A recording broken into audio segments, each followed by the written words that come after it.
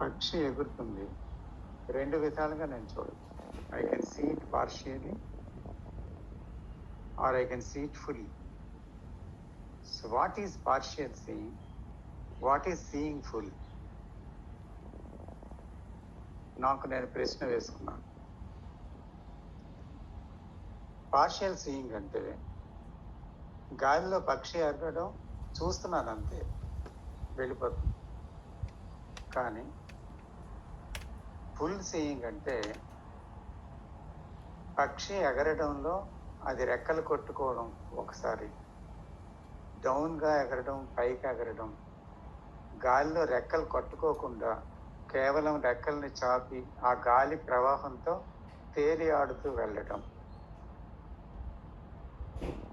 ఈ కనిపించడమే కాకుండా నేను నా కళ్ళతో చూస్తున్నప్పుడు చాలా మనస్సంతా దాని మీద ఎంతో ఎంతో ఫోకస్గా వెళ్ళిపోయి ఆ పక్షి మాత్రమే నాకు లోకం అయిపోయిందనమాట.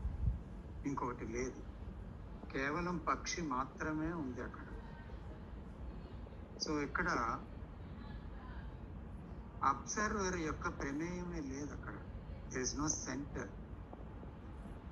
అతనికి అది చూడాలి, గాలి ఇలాగ వేసినప్పుడు రెక్కలే చూడాలి, చాపి ఉన్న రెక్కలే, గాలిలో కొట్టుకుపోవడమే చూడాలి, లేదా కొట్టుకోవడం చూడడం అవసరం లేదు.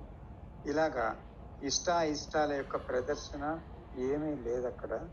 కానీ పూర్తిగా ఫోకస్నెస్ అంతా కూడా కంప్లీట్గా ఆ పక్షినే చూస్తుంది, కేవలం పక్షిని మాత్రమే.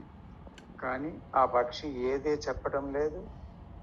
చిలక, రామచిలక, లేకపోతే గద్ద, కాక ఏది చెప్పడం లేదు. తర్వాత అది కొట్టుకుంటుందా, ఇలా రెక్కలు విప్పారి ఉందా, అరుస్తుందా, ఎగురుతున్నప్పుడు అరవలేదా, సైలెంట్గా ఉందా, అది కాదు. కానీ కేవలం చూస్తుంది అంతే. అక్కడ ఏ రకమైన డిస్ట్రాక్షన్ అనేది సెంటర్ నుంచి లేదు. అంటే వివరణ కానీ, వర్ణన కానీ, పేరు కానీ, ఇష్టం కానీ, అయిష్టం కానీ ఏదీ లేదు. బట్ కేవలం చాలా ఇష్టంగా ఏం జరుగుతుంది అనేది మాత్రమే చూస్తూ ఉంది అంతే. అలా కేవలం చూడటం అంతే. దానికి అంతకన్నా ఏమీ తెలియదు. ఆ చూడటంలోనే నిమగ్నమైంది. సో ఆ చూడటంలోనే నిమగ్నమైనప్పుడు ఏమైందంటే the other senses will join in that sense automatically. Suddenly it happens అన్నమాట.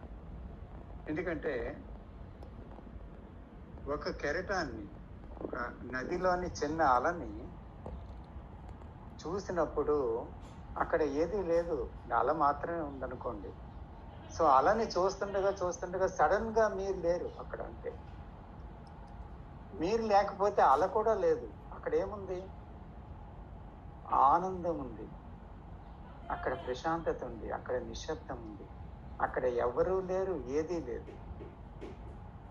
సో ఒక రకమైన స్థితి అక్కడ మీలో ఉద్భవిస్తుంది, అది ప్రవేశిస్తుంది. అది మీరే, అది నేనే. సో ఆ స్థితి ఆటోమేటిక్గా జనరేట్ అవుతుంది అనమాట. ఏంటి?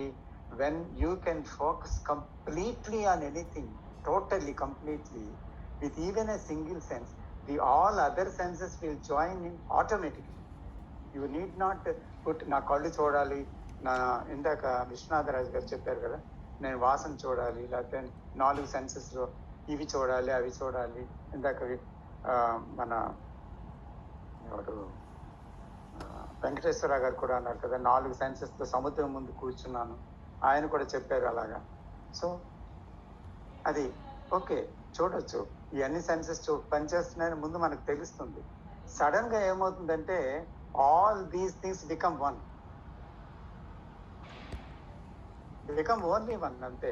అక్కడ వేరే వేరే సెన్సెస్ అనుభవం అనేది ఉండదు అక్కడ. అంటే ఎందుకంటే అనుభవించేవాడు లేదు కాబట్టి అనుభవం లేదు. అనుభవించేవాడు ఉన్నప్పుడే అనుభవము, అనుభవించేవాడు ఆగిపోతాడు అక్కడ. So you can see one thing with one sense and go, all the senses may come immediately or after some time. ఏదో ఒకటి జరిగి మొత్తం మీద అన్ని జాయిన్ అయిపోతాయి ఆటోమేటిక్గా. రెండోది, ఏంటంటే మనం 4-3 సెన్సెస్ని ఒకేసారి అనుభవిస్తూ చూడటంలో ఏమవుతుందంటే మొదట్లో డివిజన్ కనిపిస్తుంది, తర్వాత డివిజన్ కనబడదు, తర్వాత సెన్సెస్ గురించే తెలియదు. అసలు సెన్సెస్ గురించే తెలియదు, అసలు సముద్రం ఉందనే తెలియదు, ఎందుకంటే మీరే లేరు అక్కడ. Then you will experience, sorry, there is an experiencing అంతే.